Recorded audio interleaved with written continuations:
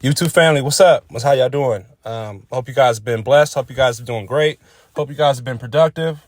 I hope life has been well. For me, life has been pretty good. I'm working. I'm going to school. I'm sorry I have not been dropping as much video content as I used to do. But, I've been doing a lot. You know what I mean? I've been going through a lot of change. So that means that certain things have to fall by the wayside a little bit. But I'm going to pick up again on information. So I wanted to go ahead and read the introduction to this book. I've been telling people about this book in the comments, whether people believe it or not.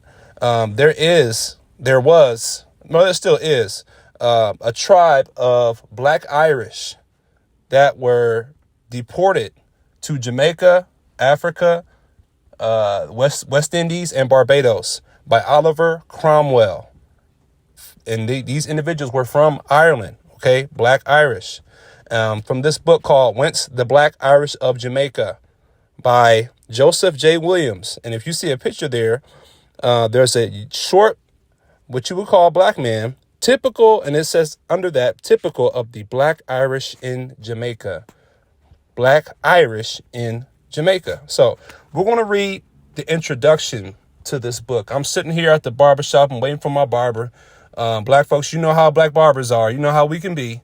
We can take a while. That's us. It's just keeping it real. But you know what? I said, let me go ahead and read the introduction to this book and get this out here. And this is just the introduction I'm about to read. Later, I'll be reading the first chapter. So let's go ahead and get started. And here we're going to go ahead and read the introduction. Visitors to Jamaica and the British West Indies frequently remark a seeming anomaly in even the remotest sections of the bush and among the darkest of the Negros who early traced their ancestry back to the earliest slaves from Africa. They will find distinctly Irish names so common that in an unguarded moment, they are apt to give flight to the imagination and claim that they have actually encountered a touch of the brogue. A few years ago, in one school in Kingston might be found Burke, Collins, Mackey, McDermott, McKeon, and Walsh, and with one exception, the last name, who was a dusky brown. They were, to all appearances, full-blooded Negroes. In a single classroom of another school, there were Collins, Kennedy, McCormick, and O'Hare.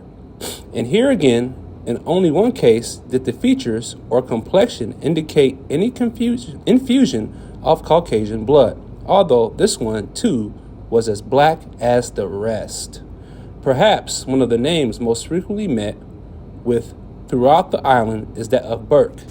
In some few instances, it is true, the name itself may be a corruption of that of the Haitian refugees Du Bourg, who came to Jamaica in the 18th century at the time of the Haitian uprising.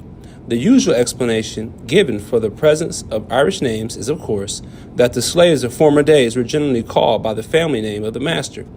But in the case of Burke, at least, we do not find a single planter of that name among the early records of Jamaica.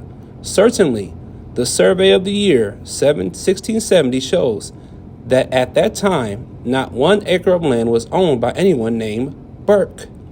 And the same may be said in the case of most of the other Irish names be encountered today among the Negroes of the island. The purpose, then, of the present writer is to find a solution to the riddle, whence the Black Irish of Jamaica? And the answer, briefly summarized, lends itself to a threefold division from Ireland through Barbados to Jamaica. So they pretty much gave you the answer here in the last sentence. But when we get to reading this book, we're gonna go through the real information. We're gonna go through all the nuances. We're gonna go through the meat and the potatoes of how the Black Irish settled into Barbados, Jamaica, Africa, West Indies, and other places where there were other black people.